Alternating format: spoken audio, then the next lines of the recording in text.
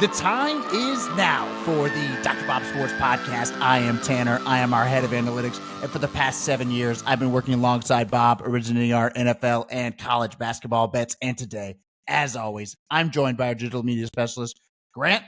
Last podcast of the season, and it was a great first year for the show.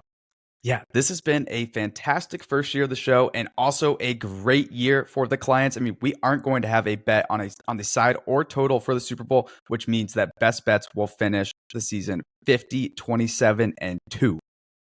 Yep, one of the better NFL seasons we've had during my time at Dr. Bob Sports, and we're currently hovering between 54 and 55% on college basketball bets, so people can jump on board there for the rest of the season if it makes sense for you and you're betting at least $250 per game. We release college basketball bets every morning at 9:30 a.m. Eastern.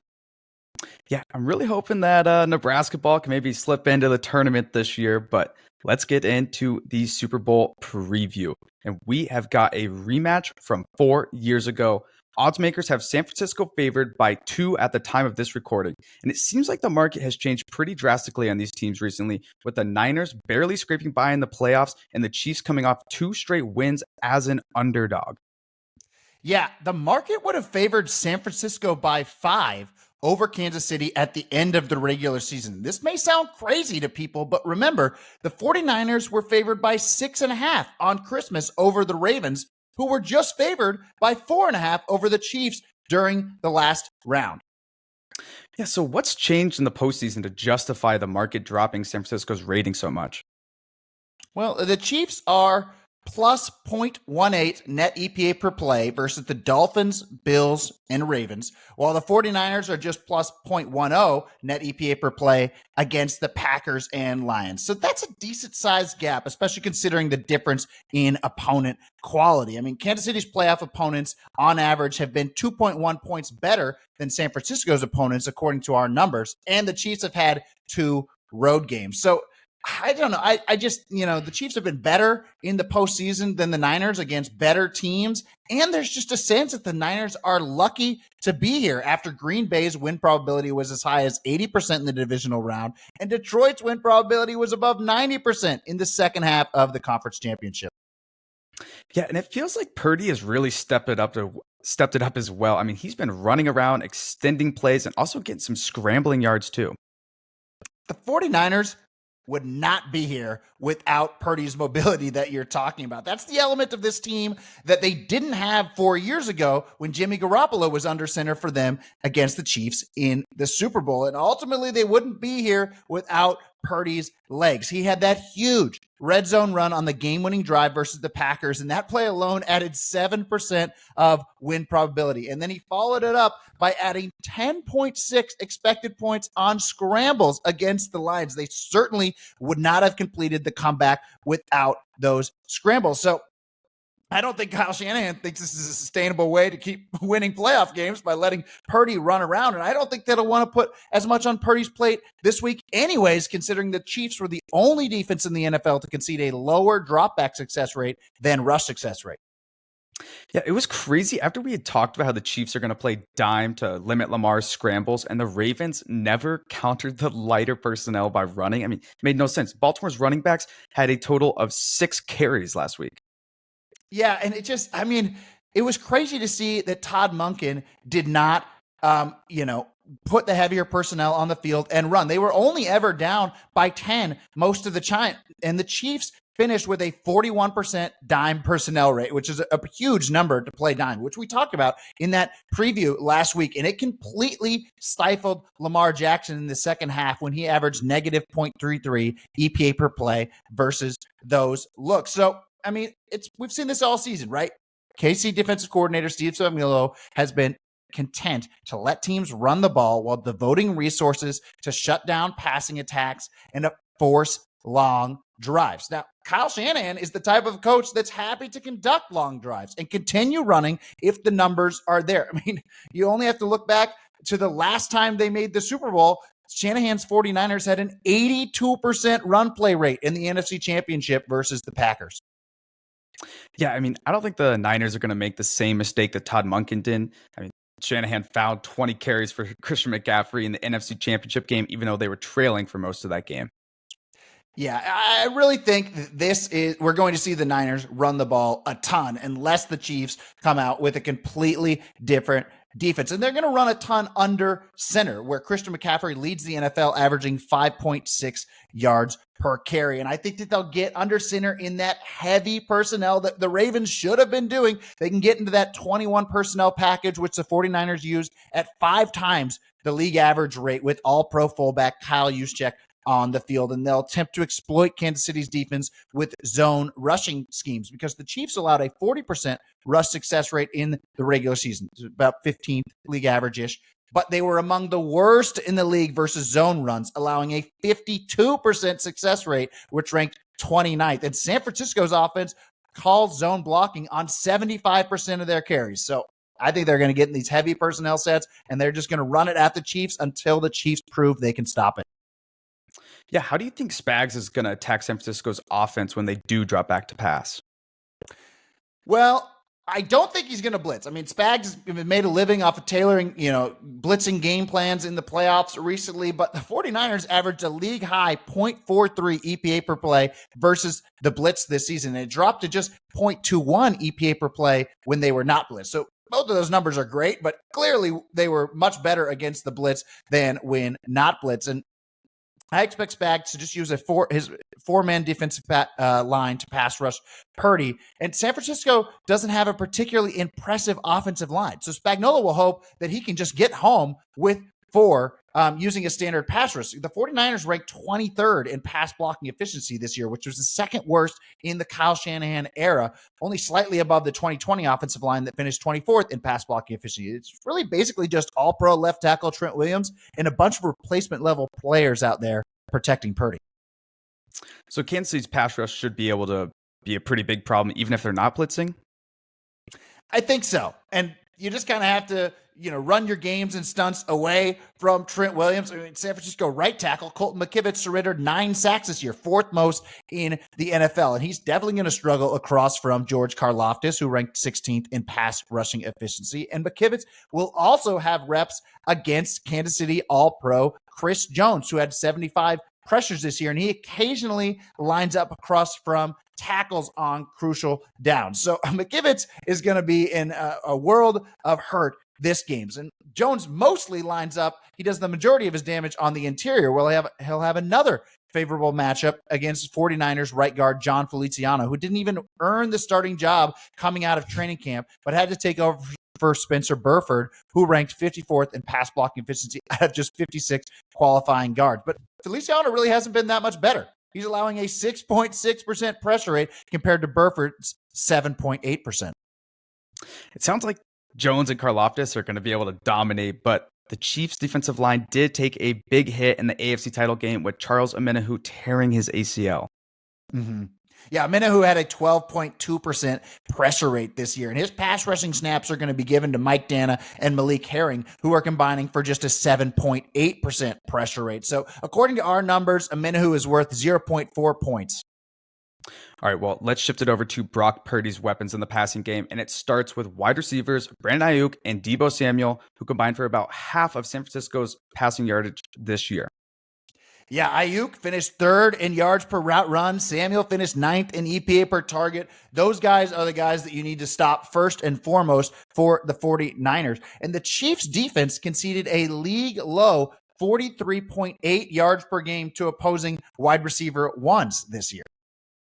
Yeah, I feel like the question in this game is which 49ers receiver are the Chiefs going to deem more dangerous and shadow them with cornerback L'Jarius Sneed? Mm-hmm. Yeah, because, the Chiefs have been so good at shutting down, the opposing team's top guy when it's clear who the top guy is, but it's not really clear who is the top guy for the 49ers. So we can kind of dive a little bit deeper and see that the Chiefs have conceded just 37% of opposing targets to outside wide receivers this year. And Ayuk leads San Francisco with 76% of his snaps aligned outside. And I think that Sneed himself is more comfortable on the outside anyways, because, they like Trent McDuffie there in the nickelback. So I believe that we'll most likely see Sneed versus Ayuk for the majority of snaps, freeing up Samuel on the inside. And he had no restrictions on his shoulder in the conference championship, as he had a team high 8 receptions. And the Chiefs use 2 high safety coverages on 63% of snaps, and Samuel has been Purdy's outlet against this kind of defense. Debo had a 27% target share versus 2 high coverages in the 11 games with the 49ers receiving core intact this year. Compared to Ayuk, he had just a 18% target share versus 2 high in those games. And George Kittle really wasn't targeted a whole lot against 2 high either, and he'll be limited by Kansas City's defense, which conceded just a 47% success rate to tight ends, 5th in the NFL. So it sounds like it's going to be a bunch of stuff underneath versus these 2 high coverages and just let San Francisco's playmakers make plays. Mm-hmm. Yeah, and Purdy's already 0.31 EPA per play, better than average, throwing screens this year. So I think he's just going to get the ball out of his hands quickly and throw plenty of screens to Debo Samuel and running back Christian McCaffrey, because the Chiefs defense already yields screens and swing passes to avoid gashing plays down the field. And running backs have 28 targets in 3 games versus Kansas City's defense this postseason. Christian McCaffrey's the perfect player to exploit this. He has a 56% receiving success rate this year. He led all running backs with that number, and it jumps to 61% success rate against man coverage, and the Chiefs call the 7th most man in the NFL. And Mr. McCaffrey will also give Kansas City's defense problems when he's lined up in the slot or out wide, as his 250 receiving yards from those positions was 100 more than any other running back in 2023. Yeah, I mean, James Cook had 223 scrimmage yards in the 2 games versus Kansas City's defense in the last couple months. I mean, I can only imagine what Christian McCaffrey is going to do to us, but let's move on to Kansas City's offense. What did you see from them last game? Well, Patrick Mahomes completed 26 of 28 attempts with less than 10 air yards in the win over the Ravens, which is a trend continued that we've seen from this Chiefs offense since they traded Tyreek Hill. Opponents have utilized 2 high safeties to limit Kansas City's explosiveness for the last 2 seasons, with San Francisco's defense being the notable exception. So if you look back to that game, week 7 of 2022, the 49ers challenged Mahomes with more players near the line of scrimmage because they were like, well, you don't have Tyreek Hill anymore. Let's see you beat us deep. And Mahomes responded by throwing 41% of his attempts with at least 10 air yards. He threw for 423 yards in that game, and the Chiefs scored 44 points in Santa Clara. Mahomes averaged 0.70 EPA per play, which is the most San Francisco's defense has surrendered since 2020. Yeah, and the 49ers aren't really in a good position to adjust and call abnormal coverages with their safeties in this game, because they are not very strong at the position since safety Talanoa Hufanga tore his ACL in week 11. Mm-hmm. Yeah, San Francisco's defense is surrendering 0.13 EPA per dropback more since their all-pro safety was sidelined. And another thing I want to mention about the last game between these two teams is that Andy Reid exposed the 49ers edge rushers' width and aggressiveness. And I believe that defensive coordinator Steve Wilks will instruct Nick Bosa and Chase Young to not get up his field as much to avoid getting beaten laterally, like we also saw against the Packers and Lions. San Francisco's defense is surrendering a 75% rush success rate outside the tackles in the playoffs. Yeah, so you're saying the Chiefs tackles stand a chance of containing Bosa and Chase Young here? I think so. If Bosa's wide 9 width rush is partially shackled because they don't want to get beat on lateral runs, and I mean, you look at it, the Chiefs led the NFL with 30 holding calls against their offense, but the tackles will likely get away with more on Sunday as Bill Vinovich's crew averaged a league low 1.4 offensive holding penalties per game. So that helps Juwan Taylor and Donovan Smith. And then you look at it on the other side, Chase Young has not been the same since he was traded from Washington. Young is averaging only 2.9 pressures per game for the 49ers compared to 5.4 pressures per game in the first 8 weeks with the Commanders. All right, well, what are you expecting to see from the middle of Kansas City's offensive line? Well, that's the strength, right? So Kansas City's interior offensive line was at fault for only 36% of the pressures allowed this season, second fewest in the NFL, thanks to center Creed Humphrey, who ranks 4th in pass blocking efficiency, and all-pro left guard Joe Thuney. However, Joe Thuney is likely out again for this game with that pectoral issue, and Thuney was conceding just a 5% pressure rate. But backup guard Nick Allegretti has filled in well so far. He's also allowing just a 5% pressure rate. So Allegretti is, he's standing in all season when his number's been called, he's been excellent. He's been playing at the same all-pro level that Joe Thuney played at. But I don't know that we can expect that going forward. He's certainly going to have his hands full in this game against 49ers defensive tackle Javon Hargrave, who had 52 pressures, 12th at his position. Yeah, Mahomes has been so good this postseason dealing with opposing pass rushes. I mean, he's been pressured on a third of his dropbacks, but he's only been sacked twice. And he's adding an average of 1 expected point per scramble. So when he does escape the pass rush, he's been doing so much damage. You got to remember that Mahomes had 6 rushers for 44 yards, excluding kneel downs in the last Super Bowl versus this defense. And then those kneel downs at the end created one of the all-time Super Bowl bad beats, because I think his rushing prop was something like 33.5 in that game. And he lost 15 yards on kneel downs. But Mahomes has shown the ability to raise his game in the playoffs throughout his career, not only with scrambling, but also he has just a 1.7% PFF turnover worthy play rate compared to 2.8% in the regular season. So scrambling more, protecting the ball better has resulted in Mahomes averaging 0.31 EPA per play in the postseason compared to 0.27 EPA per play in the regular season, which equates to 1.4 points per game when the stakes are higher and the defenses are tougher.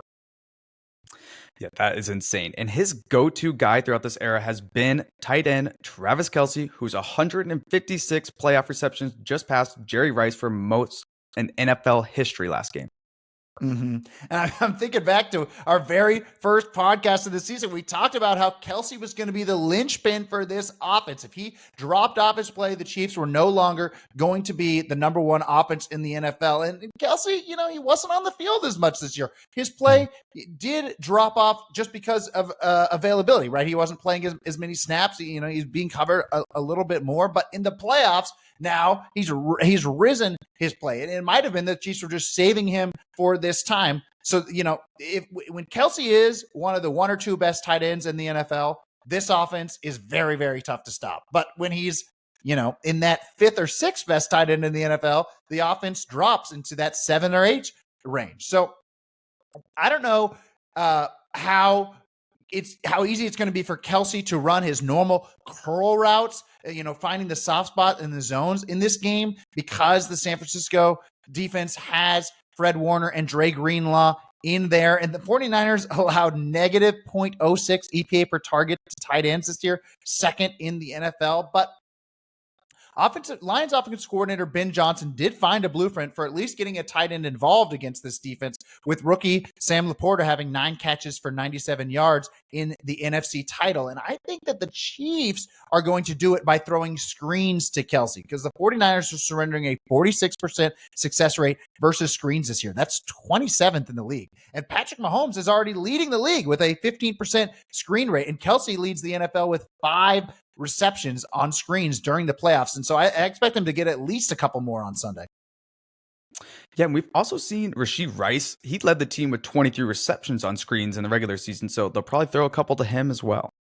I think so. And Rice, had such a big rookie year, right? 10th in yards per route run, and 47% of his targets were in the slot, which is relevant in this game because Rice will have a very favorable matchup on the inside against San Francisco nickelback Diamador Lenore, who is allowing 1.21 yards per cover snap in the slot since taking over as the starter for Isaiah Oliver in Week 10. That's 6th worst in the league. All right, let's shift it over to the Chiefs' ground game. The 49ers defense has surrendered 293 rushing yards in the last 2 games, and running back Isaiah Pacheco has 63 carries already in the playoffs. Are you expecting them to just pound the rock? I don't think so. Kansas City's offense had the league's highest pass rate adjusted for situation. They won't want to take the ball out of Mahomes' hands in the Super Bowl unless they have a commanding lead like they did versus Miami and Baltimore. But I think this game is more likely to be back and forth like we saw when the Chiefs were in Buffalo and Pacheco had just 15 rushes. All right, so where does the model come out for this game? We've got 49ers by 1.8 points with a predicted total of 49.4. So, like we said earlier, no side or total in this game, but we released a bunch of props to clients on Monday morning, and we'll go over a couple here. Awesome. Well, where do you want to start with those? Let's start with Diamador Lenore over 4.5 tackles and assists, minus 105. That's good up to minus 120. So, The Chiefs' top wide receiver, Rashee Rice, 47% of his targets were in the slot this year, and he's got a favorable matchup on the inside against Lenoir that I think the Chiefs will want to pick on because Lenoir is sixth worst in yards per cover snap allowed in the slot since becoming the starting nickelback in week 10. And the 49ers are surrendering a 46% success rate versus screens this year, 27th in the league. And Patrick Mahomes leads the league with a 15% screen rate. And typically screens attack the area of the field where the nickelback is, whether it be Rice or they're throwing screens to Kelce. And Lenoir has been on the field for 100% of the defensive snaps in the playoffs. And he had 5 tackles and assists in both the Packers and Lions games. And then we look at what the nickelbacks have done against the Chiefs. Kyle Hamilton had 11 combined tackles in the AFC Championship. Bills nickelback had 6 tackles and assists versus the Chiefs the week before, and Dolphins nickelback Kader Kohu had 7 combined tackles against Kansas City in the opening round. Awesome. I like that one. But what's another one you're looking at? Another one that I'm going to talk about here is Kyle Juszczyk over 3.5 receiving yards, -120, good up to -130. So the 49ers will get into that 21 personnel package we talked about, which they use at 5 times the rate of the league average, especially if the Chiefs are going to be using the lighter personnel that they want to stop the downfield passing game. And Kyle Shanahan has faced Steve Spagnuolo's defense twice with Juszczyk in San Francisco, and Juszczyk has 39 receiving yards in the last Super Bowl that they played, and 34 receiving yards last season versus Kansas City's defense. All right. Well, we saved the best one for last year. Who do you have for Super Bowl MVP? I've got Christian McCaffrey plus 450. So the Chiefs were the only defense in the NFL to concede a lower dropback success rate than rush success rate. And I think the 49ers are going to take advantage of this and pound the rock. Steve Spagnuolo has been content to let teams run the ball while devoting resources to shut down passing attacks and force long drives. But Kyle Shanahan is the type of coach happy to conduct long drives and continue running if the numbers are there. Reminder, Shanahan's 49ers had an 82% run play rate in the NFC Championship versus the Packers 4 years ago. And the Chiefs surrendered a 52% rush success rate against zone runs this year, 29th in the league. And San Francisco's offense has a favorable matchup there as they call zone runs 75% of their carries. We also think that Christian McCaffrey is going to be a major part of the passing game. The Chiefs use 2 high safeties on a league-high 63% of snaps. Thus, they yield screens and swing passes to avoid gashing plays downfield, and running backs have 28 targets in the 3 games versus Kansas City's defense in the postseason. Brock Purdy, 0.31 EPA per play, better than average on screens that he can throw to McCaffrey, who has a 56% receiving success rate, leading all running backs this year. And it jumps to 61% success rate against man coverage. The Chiefs call the 7th most man coverage in the NFL. I love this matchup for Christian McCaffrey. Yeah, and San Francisco does seem like the type of team that voters wouldn't just automatically give the award to the quarterback anyways. Mm-hmm. Yeah, the market is implying that McCaffrey only gets MVP in about a third of the scenarios that the 49ers win this game. And I just think it's much higher than that due to the matchup, due to the way the Chiefs play defense, and the general skepticism around how much value Purdy is even adding to this offense. Everybody knows how good Christian McCaffrey is, so there's not going to be any controversy around giving him this award. No, I don't think so, but I love that pick. I love all the props, but I think that will do it for the show this season. Best of luck to all the fan bases out there and all of you betting on the Super Bowl. And don't forget to check out drbobsports.com, where we've also got college basketball plays every day at 9:30 a.m. Eastern.